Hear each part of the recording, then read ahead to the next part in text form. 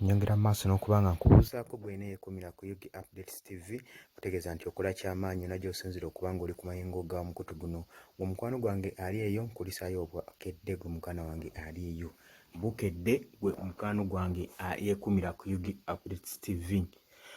Muganda wange kuleetedde okusigira ekifaananyi nkulage ekiri eyisingiro. Eyisingiro jjukira nti leero ennaku z'omwezi 19 olunaku olwokutaano lwe tukomekereza twa yaffe eya wiiki eno. Kati ekiri eyisingiro ate bo jjukira gye kiggweera kitokota si kisaanikire gwe muganda wange ali eyo. Embeera yakajagalalo, embeera yakakyankalano. Ndabyeko nga ne poliisi egezaako okukunga abantu. Oyinza okugamba Kyagulanyi yatuuseeyo dda naye nga tannaba na kutuukayo gwe mukwano gwange ali eyo ampuliriza, wabula bamwesunga bwesunzi gwe muganda wange ali eyo. Bamwesunze bonna beetegefu okwaniriza pulezidenti waabwe, pulezidenti wa National Unity Platform gwe mukwano gwange ali eyo ampuliriza. Nyongera okuba nga nkukulisaayo nnyo yonna yonna gy'osinzirira okutuwuliriza. Mbakulisaayo enkya y'olwaleero, abamu mugenze kakkalabya mirimu gyammwe, naye mbeebaze ekyensuso okuba nga mutwala obuvunaanyizibwa ne muba nga mutuwuliriza, muba nga mutulaba ne muwagira amayengo ga Yugi Updates TV. Mbategeeza nti nno ekyo kye mukola si kya bwereere, muba mugaseeko ettaffaali ddene ku kulwanyisa enkyukakyuka, mu kulwanyisa ebizibu ebigenda mu maaso mu ggwanga, mu kulwanyisa enguzi. Ku ebyo buli kimu ekiba tekigenda bulungi mu ggwanga lyaffe obeera otaddeko ettaffaali ly'amaanyi nnyo mu kubanga okirwanyisa oba okiteekako obstacle okikugira. Baganda bange mbeebaza bya nsuso, nammwe abali emitala w'amayanja, abali South Africa, abali Qatar, Dubai, Man, abali Jordan, Saudi Arabia, abali Canada, abali Dubai, abali USA, South Africa, waliwo mikwano gyange muli awo bayita Nairobi, nammwe mubeerako ku mayengo gano gwe muganda wange ali eyo ampuliriza. Mbeebaza nnyo, mbeebaza bya nsuso kubanga mwe muyimirizaawo amayengo gano aga Yugi Updates TV. Bategeeza nti nno mukola ekintu eky'amaanyi, mukolera ddala ekintu ekyensuso okulanga mubeezaawo amayengo gano.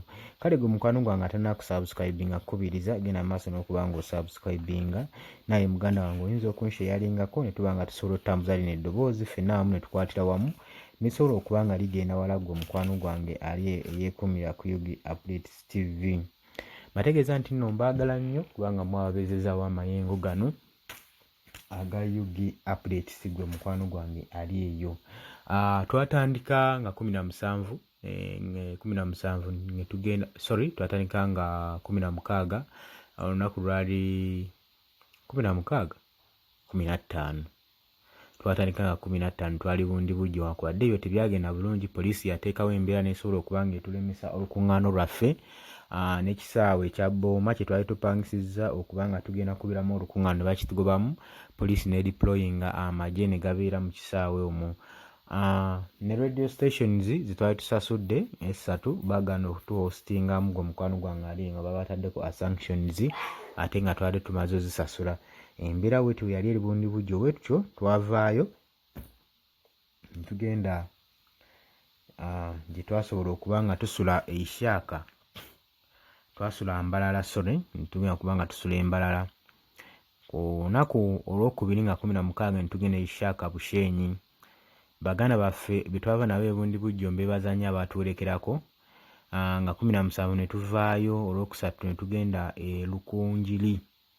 Ab'Erukunjiri eyo mwatulaga love, mwatulaga okwagala nammwe ab'Ebushenyi, era ne tutambula nammwe paka Entuŋŋamu nga 18 lwe lwabadde olw'eggulo.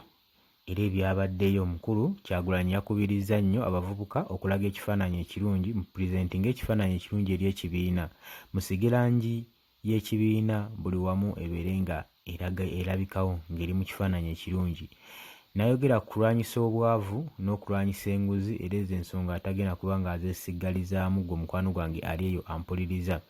Era yakyogedde lwatu nti enguzi yo ngenda girwanyisa, obwavu tugenda bulwanyisa. Twagala tubeere Entuŋŋamu ng'emu producing amata, mubeere nga milk products zonna products zonna zibakola mu matabe nga baziproducingira eno yogurt, ice cream, chia biki ebyo byonna twala tugende mubeere nga biveeyo wammwe. Kati ennaku z'omwezi nga 19 Lwakutaano tuli Isingiro. Abantu b'Isingiro basanyufu nnyo era ekifaananyi kikulazeeko awo, basanyufu bya nsusso, tolina ky'obagamba.